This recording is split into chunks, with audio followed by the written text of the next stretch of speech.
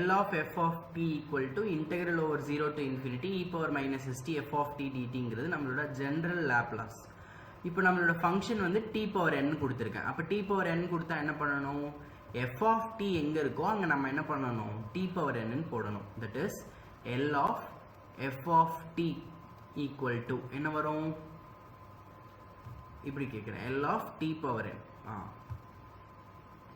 L of t power n. ஏன்னா இப்போ நம்மளோட f of t வந்து t power n. என்ன வரும்?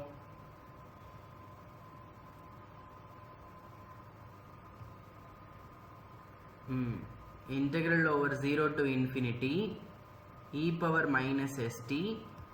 நம்மளோட f of t வந்து t power n. அப்போ இங்கே t power n into dt. சரி, இப்போ நம்ம இதை இன்டகிரேட் பண்ணணும். எப்படி இன்டகிரேட் பண்ணுறது? ஸோ இப்போ நம்ம இன்டகிரேஷன் பை சப்ஸ்டிடியூஷன் மெத்தடை யூஸ் பண்ண போகிறோம். Integration by substitution. இன்டகிரேஷனுக்கு நிறைய மெத்தட் இருக்குது. இது வந்து +2ல் we have some 11 methods, 11 to 12 methods for integration. So இப்போ இதுவும் ஒரு method, integration by substitution. So எதை சப்ஸ்டியூட் பண்ண போகிறேன் அப்படின்னா, இந்த எஸ்டிக்கு பதிலாக நான் பின்னு போடுறேன். substituting st equal to p. st க்கு பதிலாக நான் p ன்னு போடுறேன். ஸோ st க்கு பதிலாக p ன்னு போட்டேன்னா எனக்கு இதில் t ஏ இருக்கக்கூடாது. ஓகேவா? அப்போது எனக்கு t என்ன வரும்? t equal to p by s. கரெக்டாக? இந்த s வந்து அங்கே போச்சுன்னா டிவைட் ஆகிடும். அப்போ t யோட value p by s. So இப்போ ரெண்டு பக்கமும் டிஃப்ரென்ஷியேட் பண்ணிங்கன்னா என்ன வரும்? dt equal to எஸ்ங்கிறது கான்ஸ்டன்ட். இது எப்போவுமே நீங்கள் ஞாபகம் வச்சுக்கணும். கான்ஸ்டன்ட் அப்படியே வச்சுப்பீங்க. ஸோ அப்போ பியை டிஃப்ரென்ஷியேட் பண்ணால் டிபி பை எஸ். எப்போவுமே நம்ம கான்ஸ்டன்ட்டை டிஃப்ரென்ஷியேட் பண்ண மாட்டோம். அப்போ நம்ம என்ன பண்ண போகிறோம்னா, டீக்கு பதிலாக பி பை எஸ்னும் டிடிக்கு பதிலாக டிபி பை எஸ்னும் போட போகிறோம்.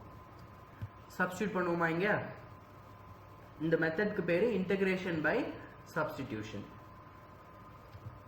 சரி, இங்கே போடுவோமா? என்ன வரும்? இப்போ integral over 0 to infinity e power st பதிலாக நான் என்ன போட போகிறேன்?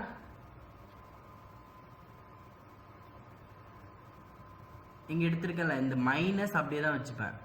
st பதிலாக என்ன போட போகிறேன்? p. pயா இதோ இருக்கு பாருங்க, pன்னு போடுறேன். st பதிலாக p. ஓகே, t பதிலாக என்ன வரும்? அப்போது இங்கே நான் st பதிலாக pன்னு போடும்போது t பதிலாக இந்த s அங்கே போகும்போது p by sன்னு ஆகிடும். ஸோ அப்போ இந்த t பதிலாக நம்ம p by s to the power n. இப்போ dt பதிலாக என்ன போடணும்? That is dp by s. இந்த மெத்தட் ஆஃப் சப்ஸ்டியூஷனில் டீயில் இருக்கிற இந்த ஃபங்க்ஷனை pல மாற்றிருக்கேன்.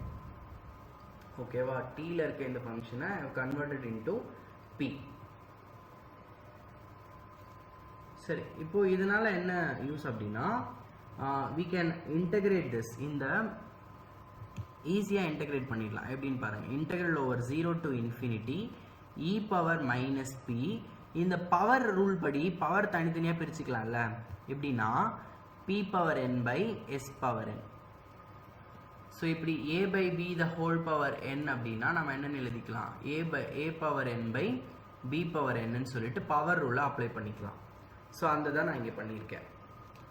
ஸோ அப்போ p power n by s power n into dp by s. சரி, இங்கே டினாமினேட்டரில் பார்த்தீங்கன்னா s பவரில் இங்கே n இருக்குது, s பவரில் இங்கே 1 இருக்குது. அதாவது பேஸ் சேமாக இருக்குது. அப்போ பவர்ஸ் ஆட் பண்ணிக்கலாம்ல. ஸோ இந்த பவர் உள்ள அப்ளை பண்ணுறேன். a power m into a power n, that is a power m plus n. பவர்ஸை ஆட் பண்ணிக்கலாம்.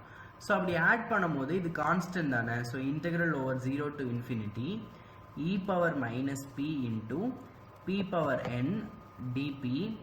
So s power n s power 1 அது என்ன ஆகும்னா s power n plus 1 ஆகிடும். ஏன்னா இந்த பவர் ரூல் அப்ளை பண்ணுறேன். இதோட பவர் n, இதோட பவர் 1.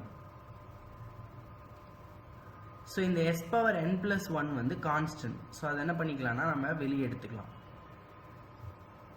இன்டகிரேஷனில் நமக்கு கான்ஸ்டன்ட்க்கு எப்பவுமே வேலை கிடையாது. ஸோ அதனால் அதை நம்ம வெளியே எடுத்துக்கிட்டோம்னா 1 by s power n plus 1 இது வந்து கான்ஸ்டன்ட் வெளியே வந்துடும்.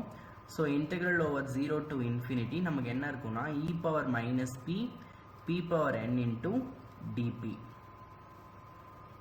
ஓகேவா? ஸோ இதுக்கு பேர் வந்து பீட்டா காமா இன்டெக்ரல்னு சொல்லிட்டு நமக்கு அப்ளிகேஷன் இருக்கு. சொல்றது கேக்குதாமா? ஸோ இது வந்து காமா இன்டெக்ரல் இதுக்கு பேர். அதாவது gamma of n plus 1 equal to integral over 0 to infinity e power minus p p power n into dp. So அப்போ இந்த காமா இன்டெக்ரலில் நம்ம இங்கே சப்ஸ்டியூட் பண்ணுறோம்.